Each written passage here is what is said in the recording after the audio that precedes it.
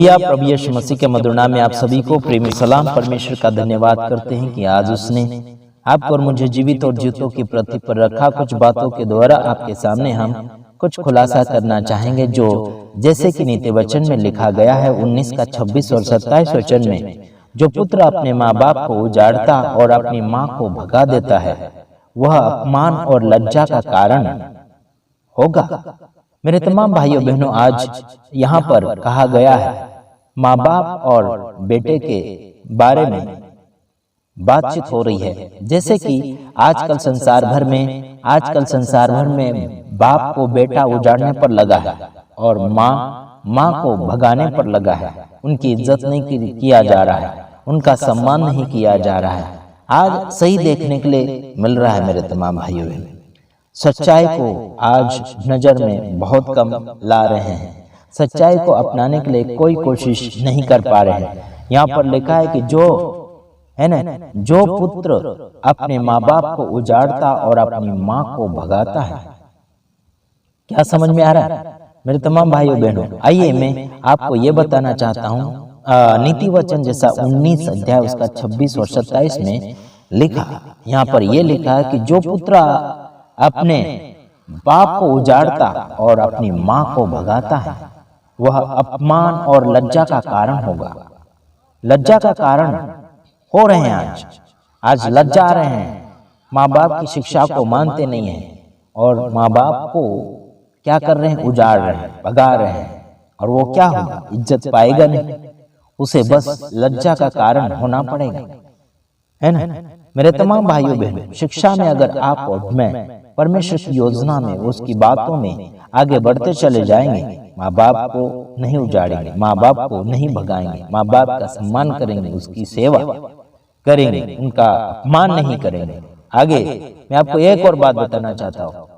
हे मेरे पुत्र, यदि तू शिक्षा को सुनना छोड़ दे तो तू ज्ञान की बातों से भटक जाएगा, है ना? नीति वचन लिखने वाले के द्वारा आपके और मेरे पास ये बात पहुंच रही है, सुलेमान के द्वारा। आइए देखते, यहाँ लिखा है कि शिक्षा को अगर सुनना छोड़ दे इंसान तो ज्ञान की बातों से भटक जाता है। आज लोग शिक्षा की बातों को नहीं सुन रहे हैं और ना ही सुन रहे हैं और ना ही उस पर ध्यान लगा रहे हैं और उससे भटक जा रहे हैं। और क्या हो रहा है? ज्ञान उनको मिल नहीं रहा और ज्ञान नहीं मिलने के कारण आज संसार भर में लोगों ने अपने अपने हिसाब से रास्ते बना लिए हैं, अपने अपने हिसाब से मार्ग तैयार कर लिए हैं, अपने अपने हिसाब से चलना और बोलना सीख लिया है। क्योंकि टीचर नहीं मिल पा रहा है, सही टीचर होना चाहिए, सही शिक्षक होना चाहिए, सही मार्गदर्शन होना चाहिए, है ना? सही रास्ता और सही इशारा देने वाला होना चाहिए। बल्कि आज सही रास्ता दिखाने के लिए बहुत कम लोग मिल रहे हैं। बहुत कम, मतलब 100 में से 10 लोग ही सही रास्ता दिखाएंगे, बल्कि 90% लोग तो गुमराह करते चले जा रहे हैं। ये मैं दोष नहीं लगा रहा हूँ, हकीकत दिखता चला जा रहा है। फेसबुक के ऊपर देखो या इंस्टाग्राम के ऊपर देखो या फिर यूट्यूब के ऊपर देखो, चाहे कोई भी प्लेटफॉर्म के ऊपर देखो, आप गलत ही गलत हो रहा है। और सही मार्गदर्शन देने के लिए लोग तैयार होंगे। उनका मुंह बंद करने के लिए काफी कोशिश की जाती है, उनका आवाज बंद करने के लिए काफी कोशिश की जाती है। उनके ऊपर गलत ऑब्जेक्शन उठाते हैं और गलत आरोप लगाते हैं। ऐसा होता ही चला जा रहा है। आइए अगला वचन पढ़ेंगे, नीति वचन 19 का 23 वचन। यहोवा का भय मानने से क्या होता है? जीवन बढ़ता है और उसका भय मानने वाला ठिकाना पाकर सुखी रहता है, उस पर विपत्ति नहीं पड़ने की। क्या होता मेरे तमाम भाइयों? परमेश्वर का अगर भय रखेंगे, उसका डर रखेंगे, तो जीवन बढ़ता चला जाएगा। और आगे अगली बात यह है भी कि उसका भय मानने वाला ठिकाना पाकर सुखी रहता है और उस पर विपत्ति नहीं पड़ने की, विपत्ति नहीं आएगी। क्या समझ रहे हैं आप? मेरे तमाम भाइयों बहनों, यहोवा का भय आज इंसान के जीवन में नहीं है। उनके दिमाग में डरने की आत्मा ही नहीं, परमेश्वर के प्रति डर नहीं है। लोगों के प्रति डरेंगे, दुनिया के प्रति डरेंगे, शैतान के प्रति डरेंगे, लेकिन परमेश्वर के प्रति डर नहीं है लोगों के पास, है ना। संसार भर का डर है, गरीबी का डर है, और कुछ बहुत कुछ, बीमारी का डर है, गरीबी का डर है, बहुत कुछ डर है इंसानों के जीवन में। लेकिन परमेश्वर का डर आज इंसानों के जीवन में बहुत कम मिल रहा है। शिक्षा बहुत बड़ी रहेगी, ज्ञान बहुत बड़ा है, लेकिन उसमें प्रेम भाव नहीं है, उसमें भलाई नहीं दिख रही है लोगों के जीवन में। भलाई होना बहुत ही अनिवार्य हो चुका है मेरे तमाम भाइयों बहनों। अगला वचन हम और बोलना चाह रहे हैं, नीति वचन 24 का 15।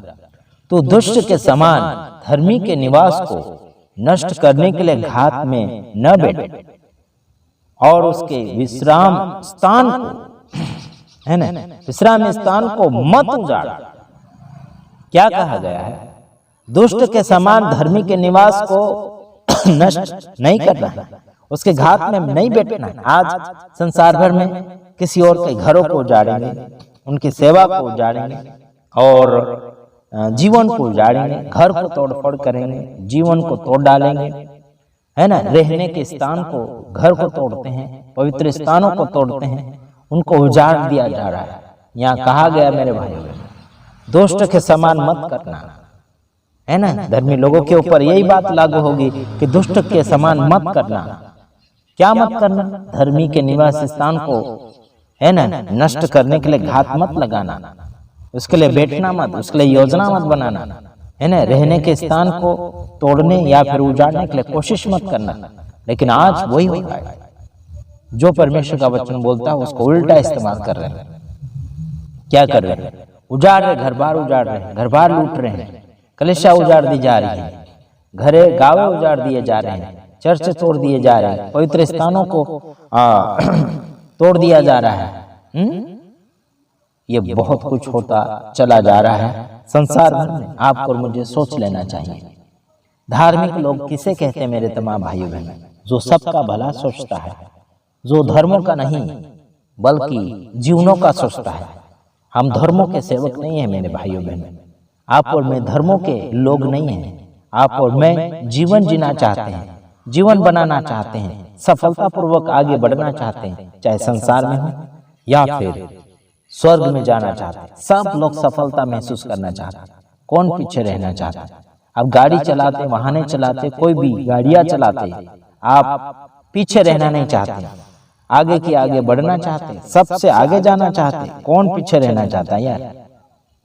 कौन पीछे रहना चाहता है? आप ही बताइए, कौन पीछे रहना चाहता है? कोई भी पीछे नहीं रहना चाहता, सबसे आगे बढ़ना चाहता है। हर व्यक्ति सबसे आगे सक्सेसफुल दिखना चाहता है, सब रोशन होना चाहता है। कौन जीरो होना चाहता है? कोई भी जीरो नहीं होना चाहता, कोई भी पीछे नहीं हटना चाहता। सबसे आगे बढ़ने के लिए कोशिश करते हैं। आगे बढ़ते बढ़ते गिर भी जाते हैं, फिर उठते, फिर आगे बढ़ते हैं। आगे बढ़ते बढ़ते, है ना, कर्जे में भी पड़ते हैं, बहुत कुछ परेशानियां झेलना पड़ता है, शर्मिंदा झेलना पड़ता है, लेकिन आगे बढ़ना ही चाहते हैं। कौन पीछे हटना चाहता है मेरे भाइयों बहनों? मेरे भाइयों बहनों, सबका भला, सबका अच्छा सोचो, सबके पीछे आगे उनको बढ़ाने के लिए हौसला और हिम्मत दीजिए। God bless you. प्रभु आप सबको आशीष दें।